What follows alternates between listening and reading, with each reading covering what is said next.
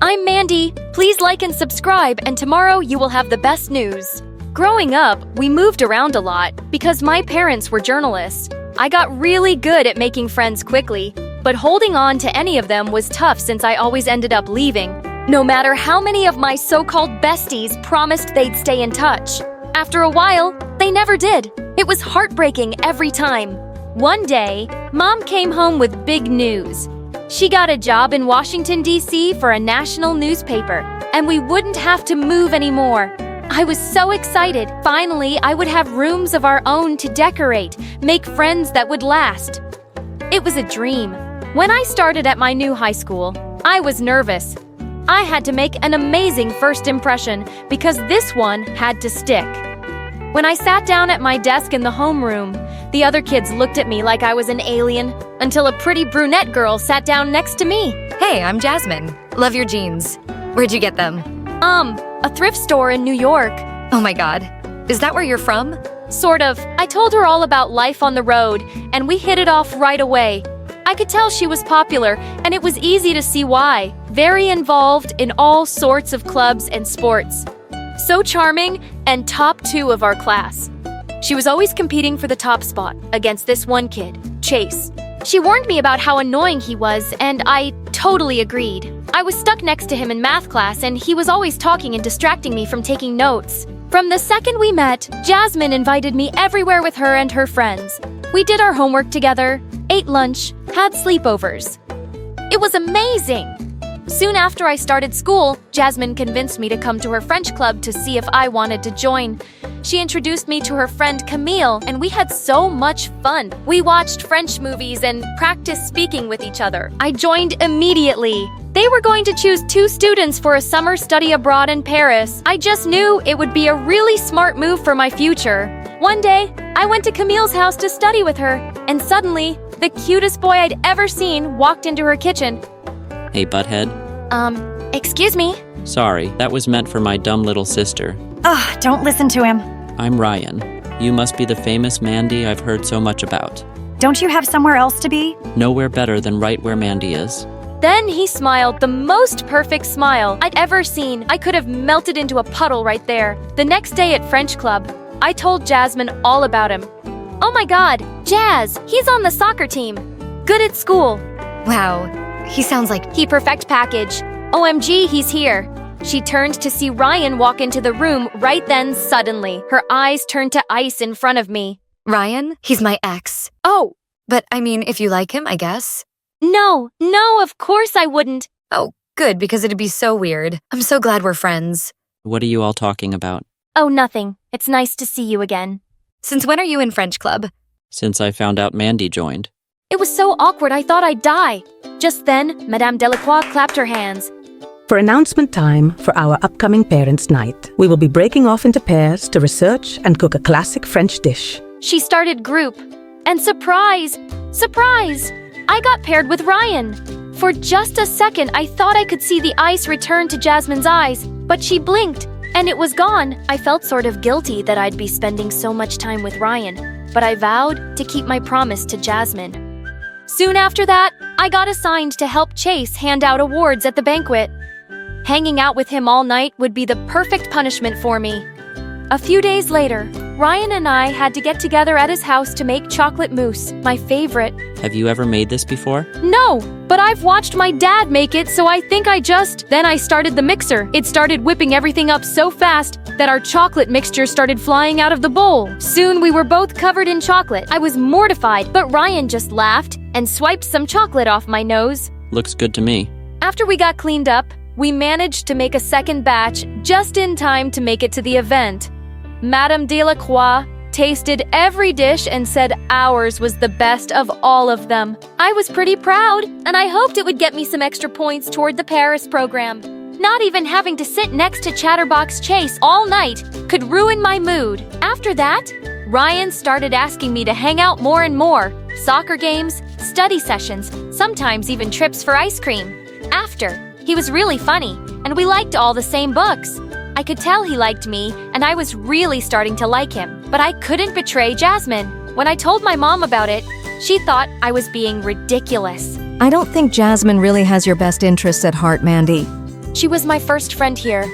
But that doesn't make her a good friend. What kind of friend keeps you from being with someone you really like?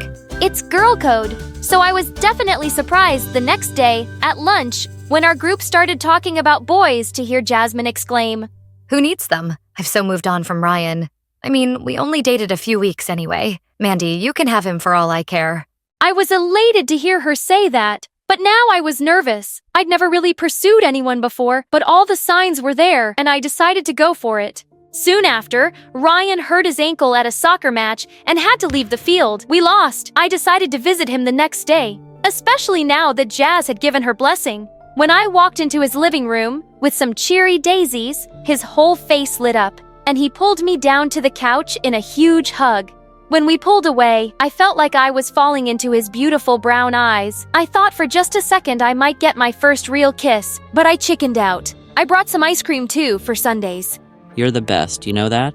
We watched TV and ate way too much ice cream, but things felt a little different. He was texting almost constantly, when he usually was always talking to me non-stop. I wondered if I had ruined things by pulling away earlier. I tried to ignore it, but when my mom came to get me, I was sort of glad to leave. For the next few days, I tried to keep my head down and work hard towards the Paris trip, but I was glad for the distraction when Jasmine announced her birthday party to the whole class. Arcade this weekend. My birthday wish list is on all the invites. You going? Of course, Jazz is my best friend. Sure she is. Cryptic much? You're so weird. I caught up with her in the hallway after. Can I hitch a ride to your party? This will be so fun. I already have your gift. My carpool is full already. Oh, okay. I'll just... But she was already halfway down the hall, leaving me in her dust. I figured she was just distracted about her party and tried not to think about her weird behavior. I texted Ryan to see if he and Shamil wanted to carpool, but all I got were 3 typing bubbles in response, and then nothing. In fact, I didn't hear anything from anyone all weekend. What was going on Saturday, when my mom dropped me off at arcade, a gift in hand for Jasmine, I pasted a big smile on my face as I got out of the car. Chase waved to me and smiled. He really wasn't so annoying, maybe just a little awkward. As we walked into the party room, imagine my shock when I saw Jasmine's stick standing there holding hands with none other than Ryan. A pit dropped to the bottom of my stomach. When she leaned over to kiss him, I thought I'd die. All I wanted to do was run home and curl up under the covers, but I couldn't. It was Jasmine's birthday, my best friend. Still, I was mortified. Everyone knew I liked him, and they had all seen us spend so much time together. Now, he wouldn't even look at me. As everyone started pairing off and heading to the arcade, I realized I didn't have a partner. Blinking back tears, I suddenly felt a warm hand on my shoulder. Hey, let's pair up for a round. Sure. Chase and I played through, and even though I had a pit in my stomach, we actually had a lot of fun. He was pretty good, and even when I danced offbeat, he pretended not to see it. When we went inside for Jasmine's cake, I tried to put on a brave face, but when Ryan leaned over to help her blow out her birthday candles and Jasmine turned to smile at me with a gleam in her eye like nothing was wrong, I knew I had to leave. I snuck out to the bathroom to call my mom to get me, and as soon as I got into her car, I burst into tears and cried all the way home. And even though Chase texted me to check on me, and Camille did too, the one person who I actually thought would worry enough to reach out never did. I didn't hear from Jasmine until Monday, in homeroom. Mandy, why'd you leave my party? The cake was so good. Why did I leave? Jasmine? What? You have to know why I left. I don't know what you're talking about. You knew I liked Ryan. You told me you'd moved on, and all of a sudden you show up with him without telling me. How can you be mad? He was my boyfriend. Your ex-boyfriend that you said I could pursue. Why tell me that if you wanted him back all along? See, this is why we kept it quiet. We knew you'd be upset. What? We got back together the day he got hurt at his soccer match. He wanted to tell you, but we all knew you'd just be upset. So you've just been lying to me for weeks? All of you. Jazz, how am I supposed to trust anything any of you say? All's fair in love and war. And with that, she flipped her hair over her shoulder and switched desks. I was devastated. My first real friend. And everything had gotten so messed up. What had I missed? When I saw Ryan walking home from school, I sped up to catch him. What the heck, Ryan? I thought we liked each other. And then you show up like that with Jasmine and totally blindside me. I didn't know you liked me. Oh, come on. The ice cream, the flowers. You knew I liked you. There have been several moments and I didn't just imagine that you liked me, too.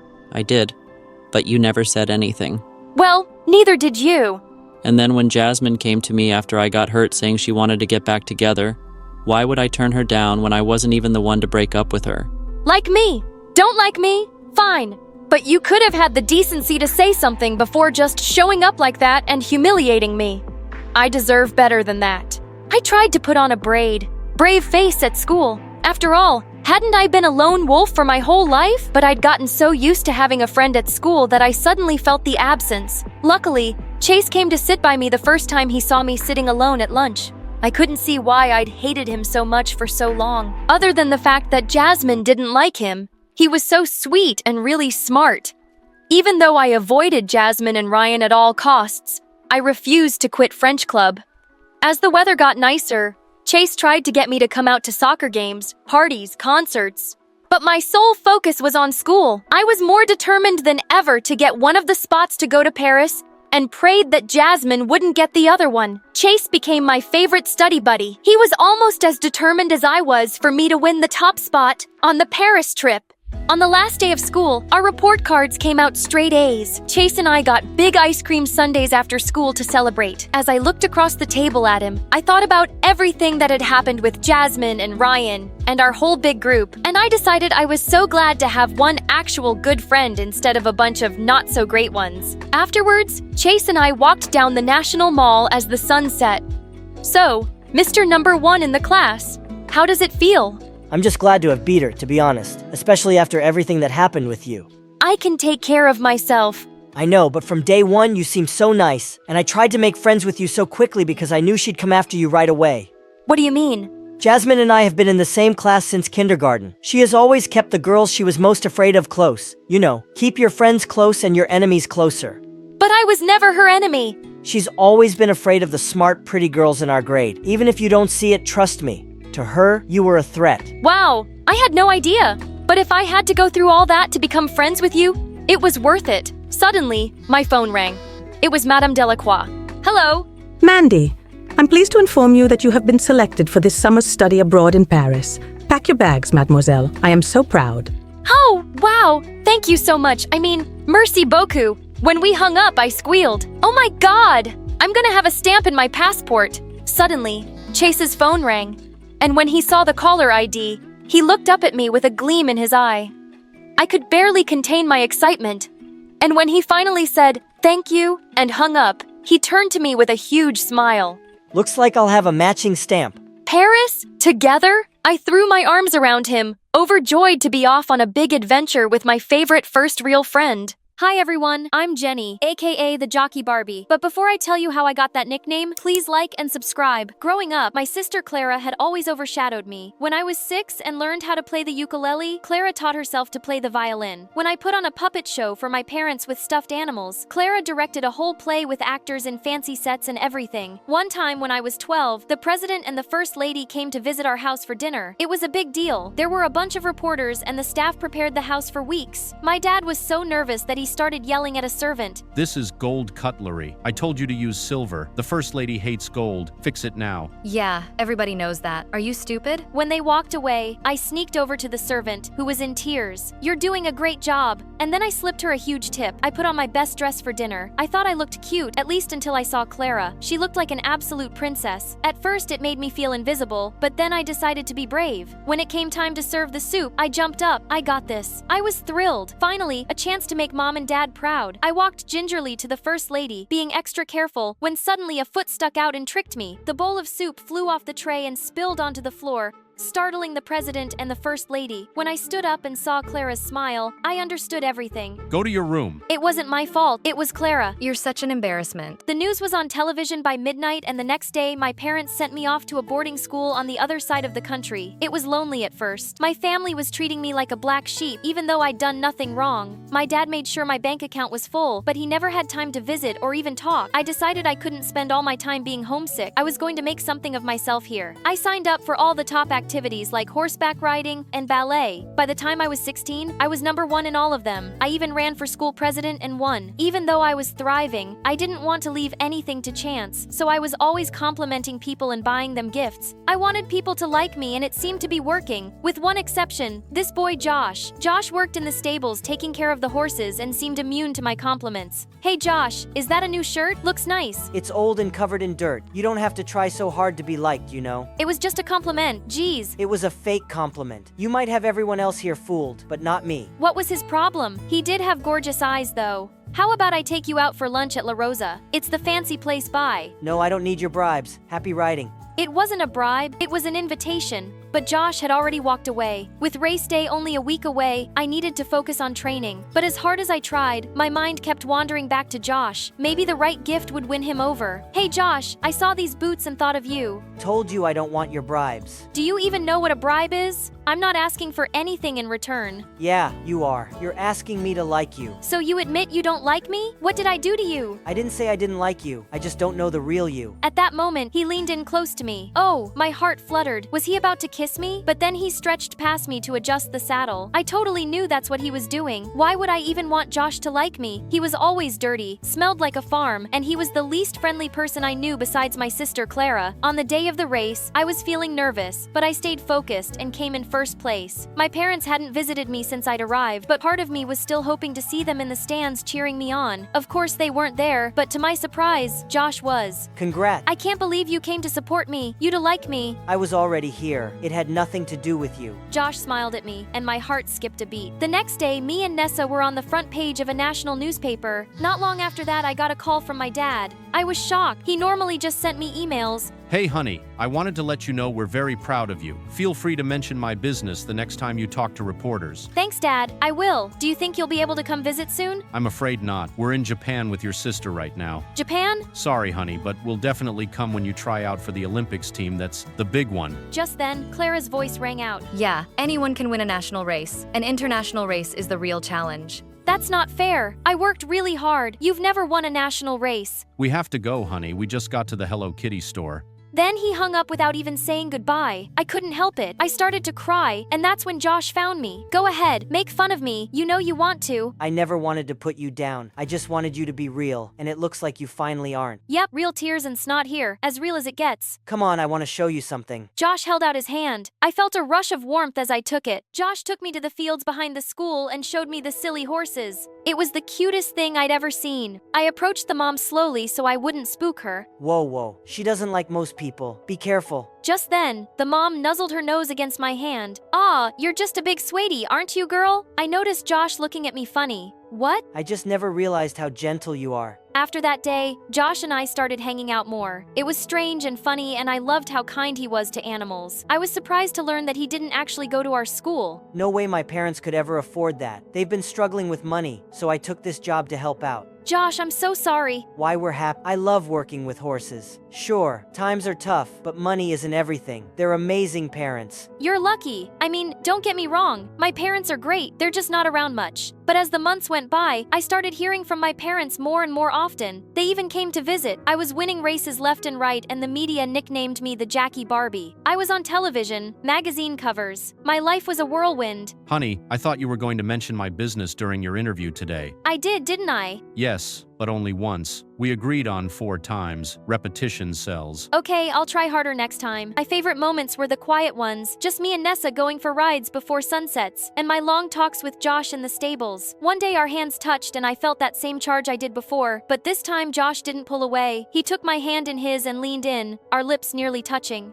Ew, are you seriously about to kiss the stable boy? Clara's timing was the worst. I have a name. It's Josh. Oh, whatever you say, Josh. What are you doing here, Clara? Just wanted to remind you that you may think you're hot stuff now, but you're still the same old loser you've always been. Sounds like you're jealous that Jenny's finally getting the spotlight instead of you. Josh, that's not nice. Are you seriously taking her side? I just want everyone to get along. Is that so wrong? Clara rolled her eyes in disgust and left. I was hoping Josh might try to kiss me again, but he left too. At least Nessa was still on my side. You still like me, don't you? Girl, don't give me that look. Thankfully, Josh didn't stay mad at me for long. He even invited me over for dinner to meet his parents. Their house was tiny and chilly from a broken heater, but his parents were the sweetest. His mom made a lot of delicious dishes for dinner. Later that night, Josh showed me the hill where he loved to lay out and look at the stars. One day I'm going to have enough money to open stables of my own. I'll buy my parents a ranch and it will be filled with horses and happy animals roaming free. Sorry, I'm rambling. Not at all. I think it's a beautiful dream. Josh gazed into my eyes, and in that moment we had our first kiss. I wish I could have stayed with him on that hill forever, but I had a race to win. Unfortunately, Nessa wasn't feeling well, and we only came in third. Third place. You won't get into the Olympics with a record like that. Winning isn't everything, Dad. I'll have to take a break for a little while so Nessa can recover. A break? Nonsense. She's just a dumb horse. You can replace her. This one looks healthy. My dad patted another horse on the rump, and the horse angrily kicked its stall. My dad got startled and jumped up. I couldn't stop laughing. Stupid animals. I'm leaving, honey. We just want what's best for you, and the Olympics are a golden opportunity. I hope you do what's right. I didn't like the idea of riding another horse, but I didn't want to let my parents down either, so I started training again with a new horse named Clyde. Clyde wasn't the friendliest, but boy was he strong. One day after training, my parents took me to a fancy restaurant for dinner. I insisted on bringing Josh with me. Even though my parents looked down on him for not being rich, they were polite and enough not to say that out loud. But Clara was another story. Pass me the salt stable boy. Get it yourself, rich girl. I'll grab it. All evening went like that, with Clara and Josh arguing, my parents looking awkward, and me trying to keep the peace, but it didn't work. I don't have to take this. I'm leaving. Jenny, are you coming with me or staying? My heart sank. I didn't know what to do. If I left, my family might stop talking to me again. But if I stayed, I could lose Josh. I'll make the decision easier for you. I'm done. Have a nice life, Jenny. Hope someday you learn to stick up for yourself. And then he left. Geez, what was his problem? Shut up, Clara. You got what you want. The next day, I went to the stables to apologize to Josh. I'm sorry my family were all such jerks to you. Don't you think it's a little weird they only started showing up now that you're famous and successful? It's not like that. You don't know them. It's complicated. They're using you, Jenny. At least Clara is honest enough to be a jerk to your face. She's not a yerk, she's my sister. You deserve better than them. I wish you could see that. Well, maybe you should stick to horses because you obviously don't have a clue about people. Like you're some expert. You're so afraid of people disliking you that you buy them off with gifts. It's sad. And with that, Josh walked away. He was so judgmental. For a moment, I almost threw a temper tantrum, but then Nessa leaned down to comfort me, calming me down. I was frustrated with Josh, but maybe he had a point. I decided it was time to make some changes. I stopped mentioning my dad's business and interviews. I still complimented people, but I made sure the compliments were sincere, not empty words to make them like me. I stopped buying everyone expensive gifts too. It's true, I lost some friends when I stopped being so generous, but the ones who stayed were amazing. And the best part was, I knew they liked me for me. On the morning of the race, I knew what I had to do. I was at the starting line with the other racers, waiting for the starting whistle to blow. My parents and Clara were in the stands. The whistle blew, and I turned my horse around, racing quickly in the opposite direction. Jenny, where are you going? You're going to lose. All your hard work will be for nothing. Sorry, Dad. Guess I just don't care about winning as much as you do. You're embarrassing this family. You do that just fine on your own. My dad turned bait red. Clara started laughing. Look who grew a backbone. Go get him, sis. And with that, I spurred Nessa forward and we raced for the stables. I just hoped Josh would be there. I looked around everywhere and couldn't find him. Then I heard a voice. Did you pay to fix the heater at my family's house? Look, I wanted to ask permission first, but I knew you'd just say no. It's not a bribe. You don't have to talk to me or even like me. Your parents were kind to me and I wanted to return the favor. That's all. And I finally stood up to my parents. I'm done being a people pleaser. Good for you. So tell me, what does Jenny the jockey Barbie want to do first? I kissed Josh, and he held me in his arms. A person's true worth doesn't lie in achievements or fame, but in kindness, sincerity, and the courage to speak their truth. After 10 years of trying to get pregnant, the woman finally got the great news. But her happiness was short-lived. The doctor looked straight into her eyes and said, "Ma'am, your baby has Down syndrome." Months later, she delivered the baby, and it was me, born completely normal and 100% healthy. Everyone said it was a miracle, and that's what my name means. Hi, I'm Nessa from Alabama. But before I continue my amazing story, click like and subscribe. My dad had a mechanics workshop, and I hardly saw him because he worked so much all the time. Even though Mom came from a rich background, she never helped Dad with money. Isn't that God's will? A man has to sweat and earn his bread and provide for his family. If you want to eat, you better put food on the table. Once when I was 3, Mom and I visited him at the workshop. He was fixing a car and asking me to hand him the plier. I didn't know what it was, so I just picked up the entire toolbox and put it in front of him. He was shocked. How did you do that, Nasa? Just like that, Daddy. It's easy. Oh my God, you're so strong. Oh, my daughter. No, it's like you're my son.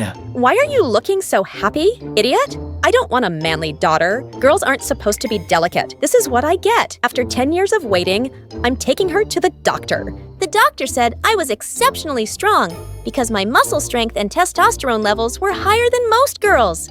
But Mom just kept calling me a freak. She decided to leave me with Dad every day at work to help him make more money. 2 years later, Mom gave birth to my little sister, Ella. But she was born with the Down syndrome the doctors had predicted for me. The minute we saw Ella, Dad and I were in love with her. And we made sure she didn't feel different growing up. But Mom just couldn't stop complaining about us. Why is God so mad at me? First, you came out really weird, and now Ella. I must have done something terrible in my life that I'm getting punished for. She was trying to feed Ella as she whined nonstop. And suddenly, Ella spat out all the food on her face. Gosh, I loved that kid. Mom also didn't allow us to watch YouTube videos because she said it was a sin to do anything fun. She blocked YouTube. But I found an amazing app that can solve it. I took Ella to my room, and we watched videos all night long. One day, when I was at Dad's workshop, a bus suddenly stopped in front of us, and a man jumped off. Oh my God, girl! Are you for real? You just lifted those big tires all by yourself? I'm already seeing you as an Olympic weightlifting champion. The man introduced himself as a sports coach and asked me to join his school in California. He also gave Dad his card and said he'd be waiting for us to tell him when we could leave. Dad was so excited for me, and I felt like I'd just won the lottery. But when I told Mom, she flipped out. Are you crazy? I'm not trusting a stranger and leaving the place and the wealth God's given me here. No one is going anywhere. I was super bummed at Mom's reaction, but then little Ella came up to me with a solution. What if Mom has nothing? Let's throw all her money away. OMG, Ella, you're a genius. Yes, let's donate Mom's money to charity. I found a charity organization and filled out all the forms online. But suddenly, I started to lose my nerve. Maybe this isn't such a good idea, Ella. I don't think we should do this. Yes, we should. With that, she clicked on enter, and in a second, Mom lost all her money. Even Dad's workshop was in her name, and it was gone. She threw the biggest tantrum ever and even threatened the organization to return her money. But they refused, and there was nothing she could do about it. Angry and frustrated, she finally agreed to the last option, going to Cali. And she never knew it was us. When we got there, the coach showed us a small house for rent. He also assured us that he'd get special scholarships for Ella and me, and we'd be going to the same school. How can you be happy about this, Nasa? You know how Ella is. What am I supposed to do? Go to school with her and guard her from the bullies? You don't need to do that, Mom. I'll handle it. She's mine. On the first day of school, I dropped Ella in her classroom. When I entered mine, I saw no teacher there, but a girl was catwalking in front of everyone. As I tried to slide past her, she stepped on my foot with her pointed heels. I yelped in pain, but she started yelling at me instead of saying, "Sorry." You idiot! Why did you bomb my show? I was rehearsing for the beauty pageant contest. Oh, your show. I thought this was a classroom, not a stage. Well, you thought wrong. I'm the queen of the school, and I make the rules. And I say the whole world's my stage. Wow, she seemed crazy and really full of herself. Later that day, Ella and I were eating lunch in the cafeteria when Auntie came over and said we were sitting at her table. Just then, she saw Ella and she started laughing. Oh, you didn't say you have a sister? Well, I can see why. I mean, you must be so embarrassed by her. Shut up, Auntie. You're just embarrassing yourself. You can't talk to me like that. I told you, I'm the queen here, the hottest girl in school. Why do you have a fever? I think she does. Ella, let's help her feel better. And with that, I threw a glass of ice-cold water in her face. The whole cafeteria burst into laughter, while Auntie screamed and stormed off. So many people thought Ella was adorable and wanted to be friends with her. Meanwhile, I also started weightlifting practice, and the coach was stunned to see me lifting heavier weights than the boys on the team. One day when I came out of the gym, I saw Ella standing with a sad face outside the dance room. I asked her what had happened, and she cried out, I don't want to be here. These girls are mean. They don't want me on the team. I barged into the dance room, and I wasn't surprised to see Ancy there. Hey, why did you tell my sister she can't be on the dance team? What's wrong with her? What's wrong? Are you blind? It's obvious she can't do fast moves with us, and we don't have forever to teach her. Now be off with your DD dumb sister. I totally lost it. I walked over to their sound system, pushed over the big speakers, and wrenched out all the wires. As Ella and I walked out, she turned around and locked the door from the outside. That was an awesome moment. But we got caught and ended up in detention. And Mom went nuts when she found out. God, I knew this would happen. Ella is not like everyone, and she can't be with everyone. You were unkind to that girl, and that makes you two sinners. I'm going to go pray now. I don't want to go to hell with you. Our daughters are not unkind. I'm sure there was a good reason. But before he could finish, Mom just pushed him aside and stormed off. Mom is just terrible. The next day at school, I looked for Ella during recess, and I couldn't find her anywhere. I was running all over the place, feeling panic rise inside. Where could she be? Just then, I spotted a grand piano in the corridor, blocking the janitor's closet. As I stepped closer, I heard Ella crying out for help. Oh my God! Ella, I'm here! I'll get you out, sweetie! With one big push, I swept the piano out of the way and opened the door. Poor Ella came tumbling out in my arms, crying like crazy. Ancy told me to go inside. I was gonna destroy that witch. I stormed off to the dance room with Ella, and before I could get to Ancy, Ella ran straight at her, pushing her aside. They both landed on the floor, and just then, a beam fell off the roof exactly where Ancy was standing seconds ago. Oh my God, Ella had just saved Ancy. I saw it was falling, so How dare you touch me, you moron! I don't want your disease rubbing off on me! That was the last straw. I walked up to Ancy and gave her a hard slap. You're a heartless bully, Ancy. You think she's weaker than you, so you pick on her. But here, she is saving your stupid butt after everything you've done. She's got more heart and strength than you ever will. And you could learn a thing or two from her. We all could. Because Ella is freaking amazing. Just then, I turned to see lots of kids had followed us into the dance room, and they were all clapping and cheering for Ella. Everyone started to boo Ancy, and she ran off crying. When we got home, I couldn't wait to tell our parents what a hero Ella had been. But we found the two fighting loudly. I'm not putting up with your embarrassing daughters anymore. My church friends say they are weirdos. Do you know how that makes me feel? I'll stay only if we give them up for adoption. Decide. That is the easiest decision I've ever had to make. You're a selfish, horrible woman, and you don't know how to love anyone. So please, for the love of God, get out. Wow! Dad finally spoke up. Mom shouted and cried, but Dad just threw her bags out on the street, and our lives at home became so much happier. The next day when we were leaving school, Ancy suddenly leapt out from behind a tree and spat at Ella. I was about to attack her, when suddenly a well-dressed man stepped in and grabbed Ancy's arm. What did I just see? Ancy, I can't believe it! How could you be so cruel to this child? You're grounded for a very long time, and you're off the dance team.